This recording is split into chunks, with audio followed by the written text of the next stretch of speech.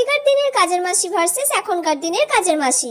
আগেকার দিনের বৌদি, আমার সারা ঘর ঝাড় দেওয়া হয়ে গেছে, ওই ঘরটা দিয়ে দিয়েছি আর সব নতুন ঘরগুলোও ঝাড় দিয়ে দিয়েছি। ঠিক আছে, তুই রান্নাঘর থেকে খাবার নিয়ে নে। আচ্ছা ঠিক আছে, আমি রান্নাঘর থেকে খাবার নিয়ে নিচ্ছি। বৌদি, এ মাসে আর 100 টাকা একটু বেশি দেবে, কারণ ছেলে মেয়েগুলোর পুজোর জামা কিনতে হবে তো একটু চাপ পড়েছে। বাবা, 100 টাকা?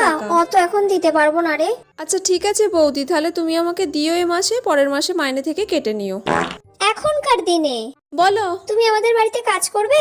আমার মাসে 4000 টাকা লাগবে। ঘর ঝাড় দেবো আর বাসন মাজবো। আর ঘর মুছবে না? না না, ঘর মুছবে আবার কে?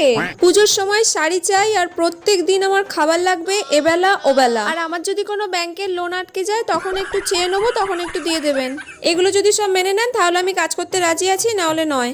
আপনি যদি রাজি থাকেন তাহলে বলুন, না হলে আপনার পরে যে আছে আমি তার কাছে চলে যাব।